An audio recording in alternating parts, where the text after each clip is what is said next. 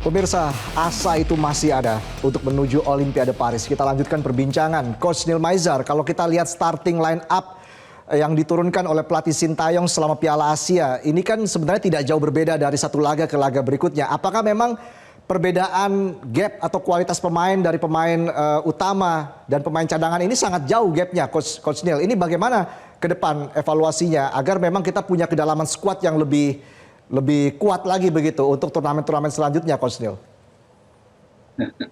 Ini menarik untuk dievaluasi, Pak. Itu betul. Saya mungkin berpikiran ST nggak berani menurunkan pemain yang di luar yang ada. Karena memang ke dalam skor kita tidak sebagus yang ada di tim-tim lain seperti Irak atau Uzbekistan.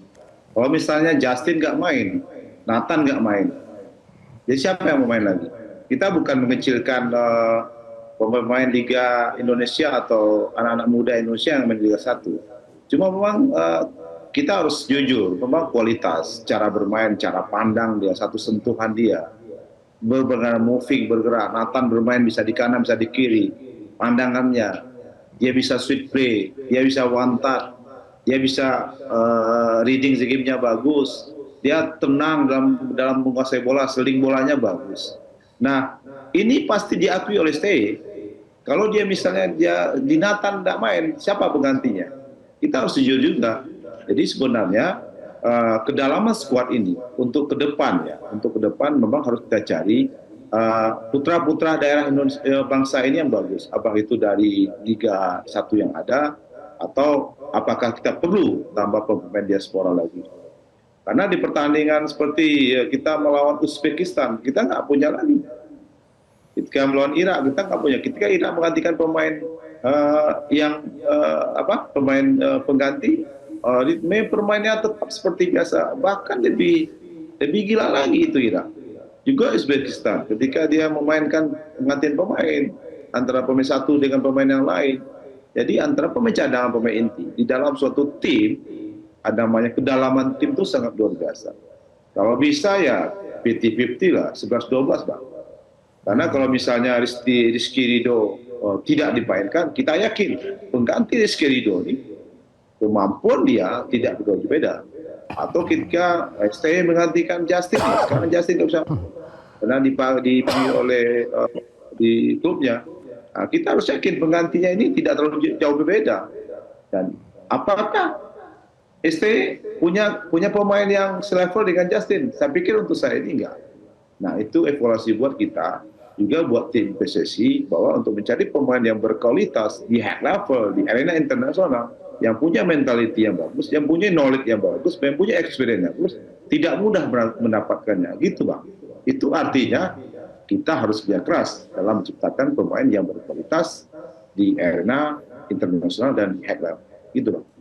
Oke, Bung Haryo, bagaimana nih tanggapannya Bung Haryo? Kedalaman skuad masih jadi PR dan tentunya masih banyak turnamen lagi ke depan yang harus kita ikuti dan harus dievaluasi segera oleh PSSI. Anda melihatnya seperti apa? Iya, kalau sepanjang turnamen ya memang terbukti ya kita tidak punya kemewahan untuk bisa melakukan rotasi sebagaimana besarnya yang dilakukan oleh tim-tim lain. Kita lihat Irak, kita lihat Uzbekistan, Korsel, bahkan Australia, mereka tuh bisa mengubah 6 pemain sampai 4 lah paling nggak pemain yang diubah dalam starting line up. Sementara kita kan tidak punya kemewahan itu.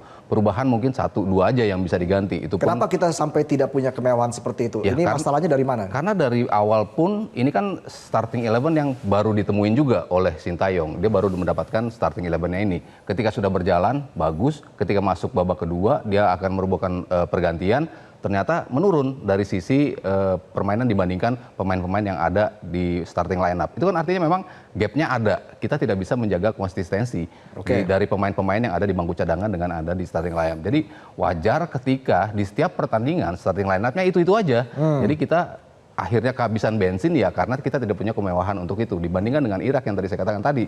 Bahkan pemain utamanya aja nggak dimainin di awal starting, tapi dia baru dimainin di babak kedua. Uzbekistan pun seperti itu, striker utamanya nggak dimainin.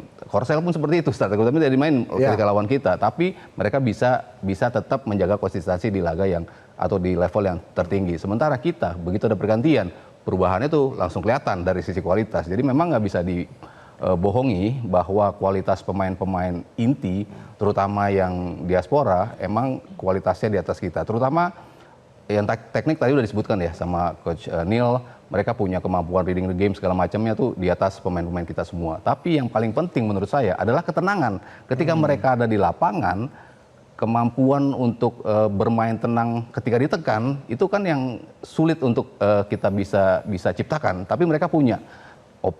Ketika di press mereka keluar dari tekanannya seperti apa, ketika dia pindah bermain pun tetap aja bisa tampil dengan tenang, ketika ada transisi dari bertahan ke menyerang, begitu sebaliknya mereka tahu positioning di mana, tapi tidak ada kepanikan di tubuh mereka. Jadi yang terpenting dan termahal dari pemain-pemain ini adalah ketenangan itu yang jauh sekali, mungkin kualitas perlahan-lahan bisa ditingkatkan ya, tapi kalau ketenangan itu kan sudah bawaan dari lahir. Oke, Anda melihat kalau dari laga-laga sebelumnya ya di Piala Asia ini terakhir khususnya di laga melawan Uzbekistan dan juga Irak, apakah memang pemain-pemain diaspora ini justru memberikan dampak yang luar biasa juga kepada para pemain lainnya begitu, khususnya soal skill, soal bagaimana lebih tenang, bermain lebih tenang. Anda melihatnya bagaimana? Iya, memang nggak bisa bohong lah skill yang mereka bawa ya. Dari secara kualitas pun udah jelas di atas pemain-pemain rata-rata kita. Dan ketenangan itu. Dan juga ketika reading the game tadi, positioning. Ketika pemain siapa yang maju, lubang di mana, Hubner secara insting dia udah tahu, gua harus nutup ke sini. Gua harus nutup lubang yang mana yang ada di lapangan. Nathan pun seperti itu. Tanpa pernah bermain bersama-sama, tapi dia tahu mana lubang-lubang yang harus gua tutup. Itu kan dari nature yang dia punya, dari skill yang dia bawa dari luar, dia biasa memainkan skema seperti itu. Berbeda, agak sedikit berbeda dengan pemain-pemain yang ada di kita. Mungkin sering banget Nathan kan kelihatan, lu majuan dikit, jaraknya rapetin ke sini, jaraknya rapetin ke sini. Itu kan, itu aja sudah kelihatan di atas lapangan. Dia bisa menginstruksikan pemain-pemain lain untuk menjaga posisinya agar kestabilan itu tetap terjaga. Dari situ aja kita bisa lihat kan, dia tuh tahu mana yang harus diperhatikan, mana yang menjadi kelemahan kita, mana yang jadi kekurangan di atas lapangan, sehingga kita bisa menjaga konsistensi itu. Bung Joy, Anda melihat apakah memang faktor kedalaman skuad ini juga menjadi penentu dibandingkan dengan kehebatan taktik yang diracik oleh STY?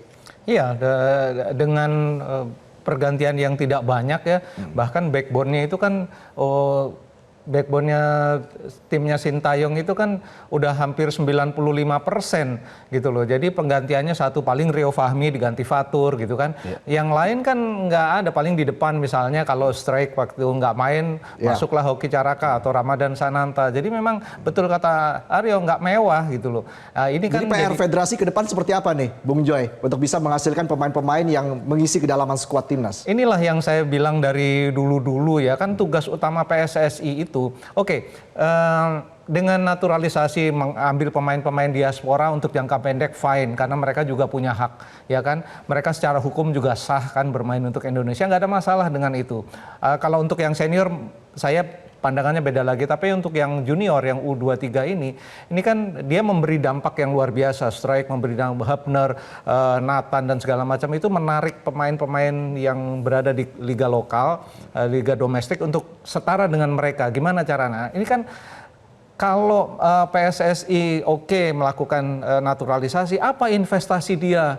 Investasi PSSI untuk menaikkan kualitas kompetisi domestik sehingga bisa menghasilkan pemain yang setara dengan Strike, dengan Hubner, ya kan, dengan Nathan. Apa investasinya kan nggak ada gitu loh. Itu yang saya gugat dari dulu gitu loh. Kalau mau tuh kan memang kita bangun tuh bukan kalau grassroots. Tapi masa sama sekali nggak ada, Bung Joy?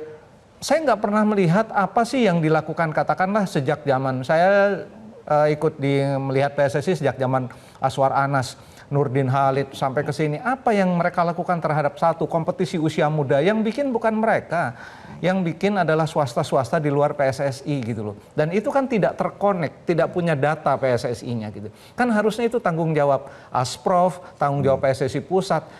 Asprof Jawa Barat, kamu harus bikin kompetisi usia muda 10, 12, 14, 16 karena itu roadmap-nya FIFA. Kan nggak pernah dilakukan gitu loh. Jadi investasi apa yang dilakukan oleh PSSI untuk pembinaan usia muda? Kan nyaris nggak ada. Kalau hanya mengandalkan naturalisasi, pertanyaan saya sampai kapan untuk menaturalisasi sampai Indonesia masuk Piala Dunia?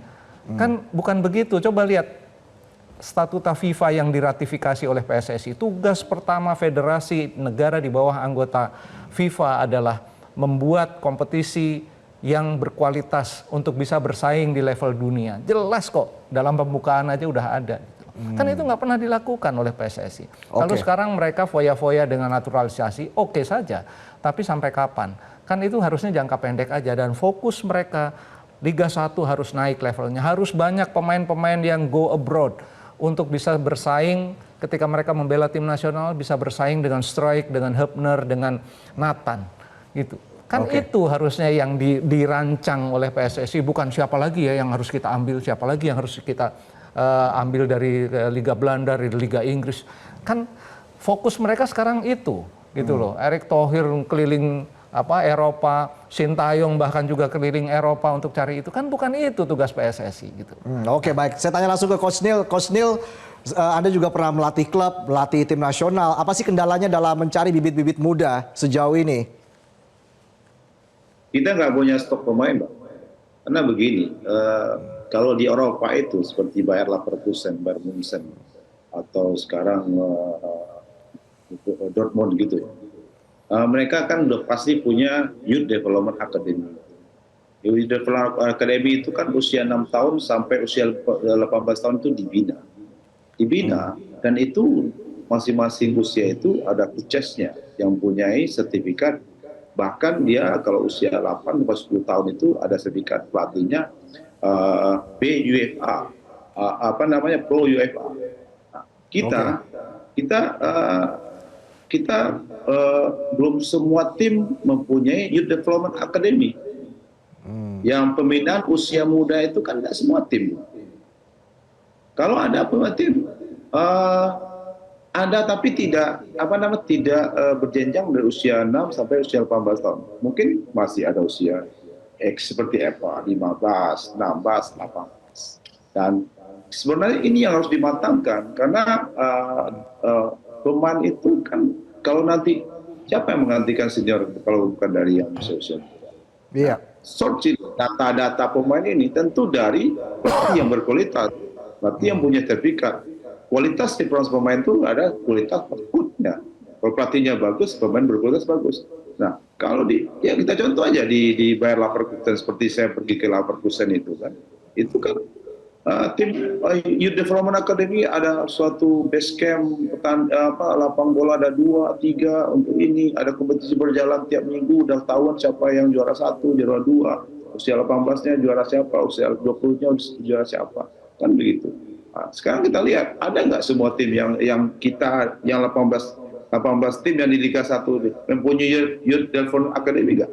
Ada dokter timnya, ada fisioterapinya, ada pelatih goalkeeper, semuanya terstruktur itu, jelas itu. Nah, ini mungkin tugasnya PSSI.